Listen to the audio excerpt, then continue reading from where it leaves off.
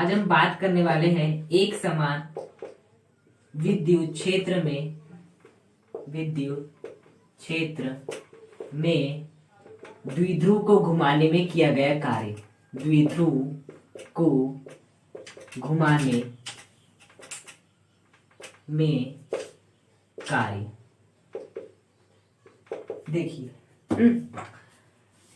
सबसे पहले तो हम बनाते हैं एक समान विद्युत क्षेत्र। हाँ, ये हो गया आपका एक समान विद्युत क्षेत्र। ये हो गया आपका एक समान विद्युत क्षेत्र। अब इस एक समान विद्युत क्षेत्र में, जैसे कि हमने पिछले वीडियो में देखा था, आपका इस प्रकार से क्या रखा था, विद्युत द्विध्रुव रखा था। अब ये विद्युत द्विध्रुव पर इस दिशा में एक बल लग रहा था, विपरीत दिशा में एक बल लग रहा था, जिसके कारण ये क्या हो गए थे, आपके घूम गए थे। तो जब इस पर बल लगा तो ये कितना विस्थापित हुआ, कितना विस्थापित हुआ उसका तो हमने पता लगा लिए। कितना भी विस्थापन हुआ होगा वो हम पता लगा लेंगे। तो बल भी लगा, विस्थापन भी हुआ, मतलब कोई ना कोई कार्य भी हुआ होगा। उसी कार्य की गणना हमें यहाँ पर करनी है। कल हमने केवल इतना देखे थे कि जब ये घूमेगा तो कितना बल आघूर्ण उत्पन्न होगा, इतना हमने देखे थे। लेकिन आज क्या देखेंगे, जब ये घुमा तो इसने कार्य कितना किया उसके बारे में हम बात करने वाले हैं। ओके, तो इसके लिए हम क्या करते हैं, दो परिस्थितियां लेंगे इसके लिए। ये हो गई आपकी दूसरी परिस्थिति, हो गई ये आपकी पहली परिस्थिति। पहली परिस्थिति में देखना हम क्या करेंगे, ये जो है आपका एक समान विद्युत क्षेत्र है ई, ये आपकी पहली परिस्थिति है, एक समान विद्युत क्षेत्र ई है। अब ये जो आपका एक समान विद्युत क्षेत्र है, इसमें मैं मान लेता हूं आपका जो विद्युत द्विध्रुव है वो कुछ इस प्रकार से रखा हुआ है। ये आपका प्लस क्यू और ये है आपका माइनस क्यू, और इसके बीच की दूरी कितनी है आपकी 2a है। अब ये जो रखा हुआ है आपका विद्युत द्विध्रुव, अब यदि इसे मैं घुमा देता हूं, यदि इसे मैं क्या कर देता हूं, घुमा देता हूं और कहां पर ला देता हूं, थीटा कोण पर ला देता हूं। पहला विद्युत द्विध्रुव ऐसा रखा था, अब मैंने इसे क्या कर दिया, शायद मैंने ऐसा किया होगा कि इस पर ऊपर की ओर बल लगाया, इस पर नीचे की ओर बल लगाया, जिसके कारण ये ऐसा घूम गया। तो जब मैंने इसे घुमाया और थीटा कोण पर लाया, जो विद्युत क्षेत्र के साथ बना रहा है, तो मुझे ये सब करने में कार्य कितना करना पड़ा, उसी कार्य की हमें क्या करनी है, गणना करनी है। तो ये हमने दो परिस्थितियां मान लिए कि पहली परिस्थिति में आपका विद्युत द्विध्रुव जैसा था वैसा था, इसे हमने बल लगाकर थीटा कोण पर क्या किए, विस्थापित कर दिए। तो हमें क्या करना है, कार्य की गणना करनी है। अब देखो, कार्य का जो फॉर्मूला होता है वो साधारणतः क्या होता है, बल गुणा विस्थापन। क्या होता है आपका, बल गुणा विस्थापन। देखो यहां पर, लेकिन यहां पर जो बल होगा वो बल नहीं होगा, वो होगा आपका बल युग्म आघूर्ण। वो क्या होगा आपका, बल युग्म आघूर्ण। तो यहां पर मैं क्या लिख दूंगा, बल युग्म आघूर्ण। ओके, तो कार्य बराबर बल युग्म आघूर्ण, क्योंकि इस पर बल युग्म लग रहा है ना, दो बल लग रहे हैं इस पर, जिस कारण हो रहा है। तो बल युग्म आघूर्ण गुणा विस्थापन। अब देखो यहाँ पर जो विस्थापन हो रहा है वो विस्थापन नहीं हो रहा है, वो हो रहा है कोणीय विस्थापन। क्या हो रहा है, कोणीय विस्थापन हो रहा है आपका। तो क्योंकि जब हमने विस्थापित किए इसे, तो थीटा कोण पे विस्थापित हो रहा है, मतलब कोणीय विस्थापन हो रहा है। तो बेसिकली जो हमारा कार्य का फॉर्मूला निकल गया, वो निकल गया बल युग्म आघूर्ण गुणा कोणीय विस्थापन। इसी फॉर्मूले की सहायता से हमें क्या करनी है, कार्य की गणना करनी है। ओके, तो उसके लिए हम क्या करेंगे, देखो जैसे कि अभी जो है आपका जो विद्युत द्विध्रुव है वो विद्युत क्षेत्र के साथ कितना कोण बना रहा है। देखो आपका विद्युत क्षेत्र भी ऐसे है और जो आपका विद्युत द्विध्रुव है वो भी कैसे है, इसके है। तो बताओ कोण जो बन रहा है वो कितना बन रहा है आपका, 0 डिग्री। कोण कितना बन रहा है, 0 डिग्री, क्योंकि एक के ऊपर एक आ सकते हैं, मतलब कोण कितना बन रहा है, 0 डिग्री। यहां पर कोण कितना बन रहा है, थीटा। यहां पर कोण कितना बन रहा है आपका, थीटा बन रहा है। यहां पर कितना बन रहा है, 0 बन रहा है। मतलब जब विद्युत द्विध्रुव 0 डिग्री पर रखा हुआ है और इसे मैंने थीटा कोण पर ले गया, तो मुझे कार्य कितना पड़ा, उसी कार्य की मुझे क्या करना है, गणना करना है। तो देखो इसके लिए हम क्या करेंगे, सबसे पहले ये जो आपका विद्युत द्विध्रुव है हमने इसे थीटा कोण पे विस्थापित किया और फिर हमें कार्य की गणना करनी है। तो उसके लिए सबसे पहले हम क्या करेंगे, ये जो आपका विद्युत द्विध्रुव है इसे हम बहुत ही छोटे से कोण पर क्या करेंगे, विस्थापित करेंगे। क्या करेंगे, बहुत ही छोटे से कोण पर, मतलब क्या करेंगे हम, डी थीटा कोण के लिए क्या करेंगे, विस्थापित करेंगे। और उसके बाद हम छोटा सा जब विस्थापन करेंगे तो छोटा सा कार्य आएगा हमारा, और फिर हम क्या करेंगे, छोटे से कार्य का मतलब जो डी डब्ल्यू मिलेगा उसका क्या कर देंगे, हम समाकलन कर देंगे। तो जैसे मैं डी डब्ल्यू का समाकलन करूंगा तो मुझे क्या मिल जाएगा, डब्ल्यू मिल जाएगा। तो हम क्या करेंगे, ऐसा नहीं करेंगे कि सीधे हम इसको सीधे थीटा कोण पे ला देंगे, सीधे इसकी गणना कर लेंगे, वैसा नहीं करेंगे।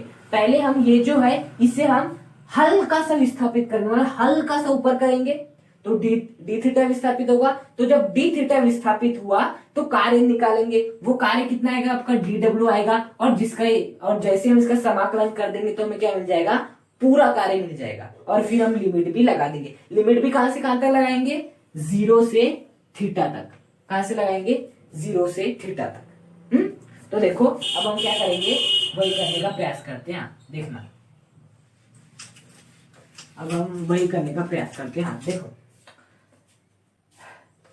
जो है आपका कार्य कितना होता है, कार्य वाला बल युग्म आघूर्ण गुणा कोणीय विस्थापन। अब हम सबसे पहले क्या करते हैं, ये जो आपका विद्युत द्विध्रुव है यहाँ जो ऐसा रखा हुआ है, ये जो ऐसा रखा हुआ है, इसे हम बस थोड़ा सा विस्थापित करते हैं, ऐसा इतना सा विस्थापित करते हैं। और मान लेते कि जो विस्थापन है वो कितना है आपका, डी थीटा है। जो कोणीय विस्थापन हो रहा है वो क्या आपका, डी थीटा है। ओके, तो मैं यहां लिख दूंगा डी थीटा विस्थापित करने में कार्य। अब देखो जब मैं आपके इस विद्युत द्विध्रुव को डी थीटा विस्थापित करूंगा तो जो कार्य भी आएगा वो भी कैसा आएगा, डी डब्ल्यू आएगा, क्योंकि छोटा सा विस्थापन हो रहा है तो छोटा सा क्या आएगा आपका, कार्य भी आएगा। तो आपका जो कार्य होगा वो डी डब्ल्यू होगा। अब बताओ कार्य का फॉर्मूला क्या है, बल युग्म आघूर्ण गुणा विस्थापन। बल युग्म आघूर्ण को हम किससे प्रतिनिधित्व करते हैं, टाउ से। ओके, अब देखो जो आपका कोणीय विस्थापन है वो कितना है आपका, डी थीटा है। इस परिस्थिति के लिए कितना है, डी थीटा है। तो कितना हो जाएगा, टाउ इंटू डी थीटा। अब देखना डी डब्ल्यू बराबर टाउ का मान कितना होता है, पीई साइन थीटा। टाउ का मान कितना होता है, पीई साइन थीटा, और ये डी थीटा जैसा का वैसा। मतलब कि पहले आपका क्या था, विद्युत द्विध्रुव ऐसे रखा हुआ था, अब इसे मैंने इतना सा विस्थापित किया तो कार्य कितना करना पड़ रहा है मुझे, PE sine theta d theta. अब यदि इसे मैं इतना विस्थापित कर देता हूं, मतलब थीटा कोण पे विस्थापित कर देता हूं, तो कितना कार्य करना पड़ेगा, उसके लिए मैं क्या कर दूंगा, यहां पर भी समाकलन कर दूंगा और इसका भी क्या कर दूंगा, समाकलन कर दूंगा। और जब समाकलन करूंगा तो लिमिट्स कहां से कहां तक लगा दूंगा, 0 से थीटा तक की क्या लगा दूंगा, लिमिट लगा दूंगा। तो देखो डी डब्ल्यू का मैं जैसे समाकलन करूंगा तो जैसे डीएक्स का समाकलन कितना होता है आपका, एक्स होता है, उसी प्रकार से डी डब्ल्यू का समाकलन कितना हो जाएगा आपका, डब्ल्यू हो जाएगा। अब देखो हम समाकलन के भीतर कभी भी नियत राशि नहीं लिखते। पी द्विध्रुव आघूर्ण वो भी नियत है, बाहर आ जाएगा, ई भी बाहर आ जाएगा। साइन थीटा बदलता है तो इसे हम अंदर ही रखेंगे, तो आपका पी भी बाहर आ जाएगा, ई भी बाहर आ जाएगा, अंदर के बच जाएगा 0 to theta sine theta d theta आ जाएगा बेसिकली इतना। अब देखना इससे हम बस आपको समाकलन करना है और आपका कार्य निकल जाएगा पूरी तरह से। देखना W बराबर आपका ये पी चल रहा है बाहर, अंदर देखो जो आपका साइन थीटा होता है उसका जो आपका समाकलन होता है वो कितना होता है आपका, माइनस कॉस थीटा। कितना होता है आपका, माइनस कॉस थीटा। तो देखो इस साइन थीटा डी थीटा का समाकलन कितना हो जाएगा आपका, माइनस कॉस थीटा हो जाएगा आपका 0 to थीटा। देखो साइन थीटा का समाकलन माइनस कॉस थीटा नहीं होता, साइन थीटा डी थीटा का फॉर्मूला होता है माइनस कॉस थीटा। तो आपका डी थीटा यदि नहीं रहेगा तो समाकलन भी नहीं हो सकता। तो साइन थीटा डी थीटा का फॉर्मूला कितना होता है, माइनस कॉस थीटा। तो मैंने इसके जगह पे क्या लिख दिया, माइनस कॉस थीटा। अब मैंने समाकलन तो कर दिया, इसलिए मैं समाकलन का निशान हटा दूंगा, लिमिट जैसी की वैसी लगी रहेगी। इसके बाद क्या करते हैं, पहले अपर लिमिट रखते हैं, फिर माइनस लगाते हैं, फिर लोअर लिमिट रखते हैं। तो देखो W बराबर कितना हो जाएगा, पीई। अब देखना ये माइनस को मैं क्या ले लेता हूँ, बाहर ले लेता हूँ, तो माइनस क्या उतना हो जाएगा पीई। अब देखो कॉस, पहले थीटा के स्थान पे मैं क्या रखूंगा, अपर लिमिट, जो कि क्या है आपकी थीटा ही है, फिर लगाऊंगा माइनस कॉस, इस थीटा के स्थान पे क्या रखूंगा, 0 डिग्री, तो लगा दूंगा मैं 0 डिग्री। अब देखना आगे क्या हो जाएगा, W बराबर ये माइनस पी जैसे कैसे चल रहा है, अब ये हो गया आपका cos theta minus cos zero की वैल्यू कितनी होती है 1। कॉस जीरो की देखो जो आपका कॉस जीरो होता है इसकी वैल्यू होती है आपकी 1 और जो कॉस 90 होता है उसकी वैल्यू होती है आपकी 0। तो कॉस 0 डिग्री की वैल्यू कितनी होती है 1, तो यहां मैं क्या लिख दूंगा 1 लिख दूंगा। तो देखो अब मैं क्या कर देता हूँ इस माइनस का इंटू का क्या कर देता हूँ अंदर कर देता हूँ। तो देखो पीई माइनस का इंटू जैसे मैं कॉस थीटा के साथ करूंगा तो कितना आ जाएगा माइनस कॉस थीटा और माइनस माइनस कितना हो जाएगा प्लस प्लस क्या आ जाएगा 1 आ जाएगा। अब देखो इसे मैं क्या लिख सकता हूँ W बराबर पीई मैं 1 को पहले लिख देता हूँ और इसको बाद में लिखूंगा तो कितना हो जाएगा 1 माइनस कॉस थीटा। तो फाइनली जो आपका कार्य निकल गया वो कितना निकल गया W बराबर पीई 1 माइनस कॉस थीटा। मतलब हम किसी द्विध्रुव को थीटा डिग्री पर यदि विस्थापित करते तो हमें कितना कार्य करना पड़ेगा इतना। यह आपकी 3 परिस्थिति है। परिस्थिति नंबर 1 जिसमें कि विद्युत क्षेत्र विद्युत द्विध्रुव इस प्रकार रखा है। परिस्थिति नंबर 2 जिसमें विद्युत क्षेत्र E है और विद्युत द्विध्रुव इस प्रकार रखा है। और ये परिस्थिति नंबर 3 जिसमें विद्युत क्षेत्र E है और विद्युत द्विध्रुव भी आपका ये है। ओके, अब तीनों ही केस में हमें किसकी गणना करनी है W की गणना करनी है। मतलब इस द्विध्रुव को घुमाने में किए गए कार्य की गणना करनी है। और बेसिकली W का जो फॉर्मूला हमने डेराइव किया वो कितना किया हमने PE 1 माइनस कॉस थीटा। क्या डेराइव किए PE 1 माइनस कॉस थीटा। तो बेसिकली हमें थीटा का मान निकालना है। यदि थीटा का मान ज्ञात हो गया तो हम W का मान आसानी से ज्ञात कर सकते हैं। देखिए सबसे पहले थीटा को समझना कि जी हाँ जरूरी कि थीटा क्या है। थीटा का अर्थ होता है इस P और E के मध्य कोण। किसके मध्य कोण P और E के मध्य कोण। मतलब जो P की दिशा है और जो E की दिशा है उसके बीच का कोण कितना है। जहाँ P क्या होता है आपका P क्या होता है विद्युत द्विध्रुव आघूर्ण और E क्या होता है विद्युत क्षेत्र। देखिए आपका यदि मैं बात करूं पहली परिस्थिति में यदि मुझे कार्य की गणना करनी है तो मुझे P निकालना पड़ेगा E निकालना पड़ेगा तभी मैं इनके बीच का कोण निकाल पाऊंगा। ओके, तो देखिए इस पहली परिस्थिति में E की दिशा की इस ओर है इस ओर है। मतलब कि देखिए इस ओर है किसकी दिशा आपकी E की दिशा। अब देखिए P की दिशा हम सभी जानते हैं जो P अर्थात द्विध्रुव आघूर्ण की दिशा होती है वो माइनस से प्लस की ओर होती है। कहां से कहां तक होती है माइनस से ऋणावेश से धनावेश की ओर होती है। मतलब पहली परिस्थिति में आपका विद्युत क्षेत्र इस ओर है। आपका जो विद्युत क्षेत्र है उसकी दिशा इस ओर है और जो आपके P की दिशा अर्थात द्विध्रुव आघूर्ण की दिशा है वो कुछ इस प्रकार से। देखिए द्विध्रुव आघूर्ण की दिशा होती है ऋणावेश से धनावेश की, तो ऋणावेश से धनावेश का मतलब इस ओर है और E की दिशा इस ओर है। मतलब इनके बीच जो थीटा होगा वो कितना होगा आपका 180 डिग्री होगा। कितना होगा आपका 180 डिग्री होगा। तो अब हम क्या कर लेते हैं ये P जैसा का वैसा E भी जैसा का वैसा 1 माइनस थीटा के स्थान पे हम क्या लिख सकते हैं 180 लिख सकते हैं। क्या लिख सकते हैं हम थीटा के स्थान पे 180 लिख सकते हैं। अब देखिए cos 180 की वैल्यू कितनी होती है निकाल लेते हैं। cos 180 की वैल्यू निकालने के लिए हम क्या करेंगे cos 180 को मैं ऐसे लिख सकता हूँ cos 90 प्लस 90।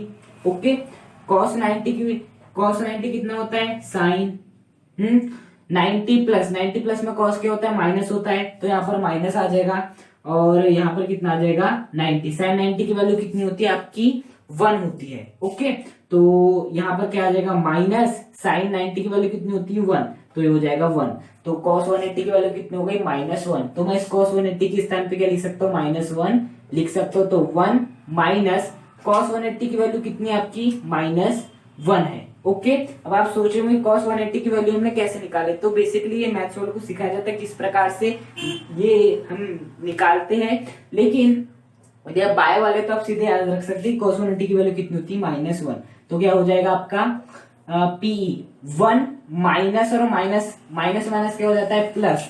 तो ये हो जाएगा माइनस माइनस प्लस तो 1 + 1 कितना हो जाता है 2 हो जाता है। तो बेसिकली यहाँ पे कितना आ जाएगा 2 आ जाएगा आपका।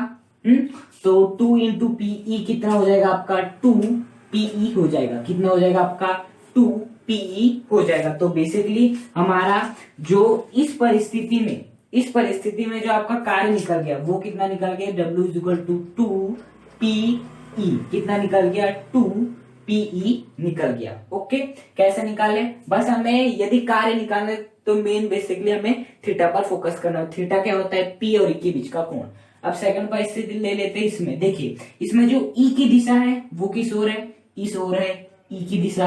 अब देखिए P की दिशा, P क्या होता है, द्विध्रुव आघूर्ण, और द्विध्रुव आघूर्ण की दिशा कहां से कहां तक होती है, ऋणावेश से धनावेश की ओर होती है, मतलब माइनस से प्लस की ओर। तो देखिए दिशा कहां होगी, P की भी इस परिस्थिति में इसी ओर होगी, क्यों, क्योंकि ये रहा ऋणावेश धनावेश, P की दिशा होती है ऋणावेश से धनावेश की ओर, तो P की भी दिशा इसी ओर है आपकी, और E की भी दिशा इसी ओर है, तो इनके बीच का जो कोण हो गया वो कितना हो गया आपका, 0 डिग्री होगा। कितना हो गया, 0 डिग्री हो गया। तो थीटा इज इक्वल टू कितना हो गया आपका, 0 डिग्री हो गया। तो यदि मुझे इस परिस्थिति में कार्य की गणना करनी हो, तो क्या हो जाएगा, PE 1 माइनस कॉस, बताइए इस परिस्थिति में थीटा की वैल्यू क्या है, P की भी दिशा वही है जो E की दिशा है, तो थीटा कितना हो जाएगा आपका, 0 डिग्री हो जाएगा। कॉस 0 की वैल्यू कितनी होती है, कॉस 0 की वैल्यू होती है आपकी 1, कितनी होती है, 1 होती है। तो 1 माइनस 1 कितना हो जाएगा आपका, 1 माइनस 1 हो जाएगा 0, तो PE इंटू 0 कितना हो जाएगा, 0 हो जाएगा। अर्थात इस परिस्थिति में, सेकंड परिस्थिति में जो आपको कार्य देखने मिलेगा वो कितना देखने मिलेगा, 0 देखने मिलेगा। कितना मिलेगा, 0 देखने मिलेगा। अब फाइनली अब हम क्या कर लेते हैं, जो आपकी तीसरी परिस्थिति, इसमें कार्य की गणना कर लेते हैं। तो देखिए तीसरी परिस्थिति में भी यदि मुझे कार्य की गणना करनी, तो मुझे क्या करना पड़ेगा, थीटा को देखना पड़ेगा। अब देखिए तीसरी परिस्थिति में जो E की दिशा है वो किस ओर है, इस ओर है। देखिए जो E की दिशा है वो इस ओर है। अब हमें देखना है P की दिशा। देखिए P जो रहता है उसकी दिशा हमेशा रहती है ऋणावेश से धनावेश की ओर, मतलब माइनस से प्लस की ओर। तो देखिए यहाँ जो P की दिशा होगी वो कहाँ होगी, माइनस से प्लस की ओर, मतलब ये हो गया आपकी P की दिशा, ये हो गया आपकी E की दिशा। देखिए E की दिशा ये और P की दिशा होती है माइनस से प्लस की ओर, तो ये हो गई P की दिशा। अब देखिए P और E के बीच में यहाँ कितने डिग्री का कोण बन रहा है, 90 डिग्री का कोण बन रहा है। कितने डिग्री का कोण बन रहा है, 90 डिग्री का कोण। तो हम बोल सकते कि इस परिस्थिति में जो आपका थीटा है वो कितना है, 90 डिग्री तीसरी परिस्थिति में। तो PE 1 माइनस कॉस, थीटा की वैल्यू कितनी है, 90, तो यहाँ पर कितना आ जाएगा, cos 90। cos 90 की वैल्यू कितनी होती है, cos 90 की फाइनली जो वैल्यू होती है वो होती है आपकी 0। तो 1 माइनस 0 कितना हो जाता है आपका, 1 हो जाता है, और PE इंटू 1 कितना हो जाता है आपका, PE हो जाता है। तो फाइनली इस परिस्थिति में जो आपका कार्य निकल गया वो कितना निकल गया, W is equal to PE निकल गया। कितना निकल गया, W is equal to PE। तो ये हो गई पहली परिस्थिति, दूसरी परिस्थिति, तीसरी परिस्थिति। यहाँ हम देख सकते हैं कि जब हम आपके द्विध्रुव को विद्युत क्षेत्र के लंबवत रखते हैं तो यहाँ जो कार्य निकलता है, जो यहाँ पर इसका कार्य निकलता है कितना निकलता है, PE। जब हम क्या रखते हैं, समांतर रखते हैं, देखिए यहाँ एक प्रकार समांतर ही है, तो कार्य कितना निकलता है, 0 निकलता है, मतलब कोई कार्य नहीं करना पड़ेगा। और यहाँ पर कार्य कितना निकलता है आपका, दुगुना निकलता है इसकी अपेक्षा, मतलब कि जब हम प्रति समांतर रखते तब। ओके, तो हमने कार्य किस प्रकार से निकाला जाता है एक समान विद्युत क्षेत्र में द्विध्रुव को घुमाने में, उसका डेरिवेशन किया। उसके बाद कुछ ऐसे प्रश्न देखे जो कि अक्सर एग्जाम में पूछ लिए जाते हैं। Thank you.